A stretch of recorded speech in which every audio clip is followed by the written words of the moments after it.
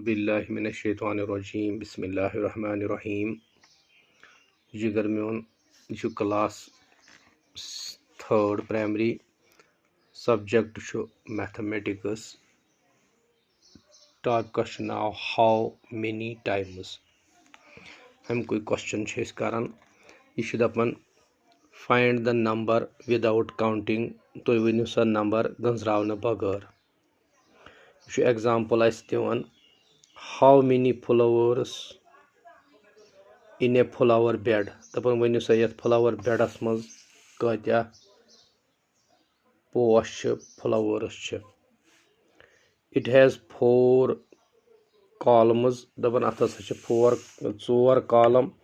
यह गो 1 2 3 4।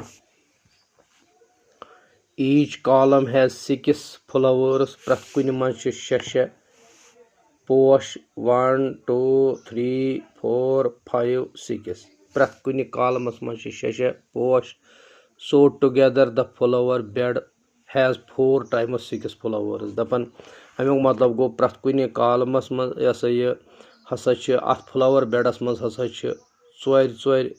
4 times of 6 flowers. 4 फिर 6 गो 6 प्लस 6 प्लस 6 प्लस 6 गो यथ अकिस मज 6 प्लस गयस यमिक 6 प्लस गयस यमिक 6 प्लस गयस यमिक 6 गो 6 प्लस 6 गो 12 प्लस 6 गो 18 प्लस 6 गो 24। छोट तरीक एडिशन आसान। Shortcut method multiplication. गो 4 कॉलम गो 4 अकिस मज 6 गो इंटू 6 4 6s आर 24। वन वन इथे पठन दियो सा मे तो यख सवाल कर।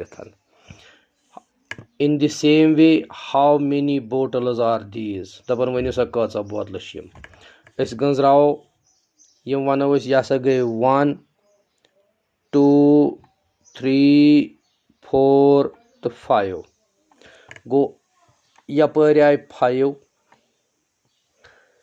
यपर 1 2 3 4 गो 5 टाइम्स 4 5 टाइम्स 4 या 4 टाइम्स 5 तिम क्या सा गई 5 4s are 20 bottles.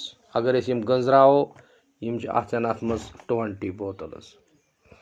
How many eggs. दपान वनु सा कत्या ठूल गंजरावो यह गो 1 यपर गोस 2 3 4 5 6 यपर गोस 1 2 3 4 5 गो हको वनित यह सा गो 6 टाइम्स 5 6 टाइम्स 5 गो 30 एग्स।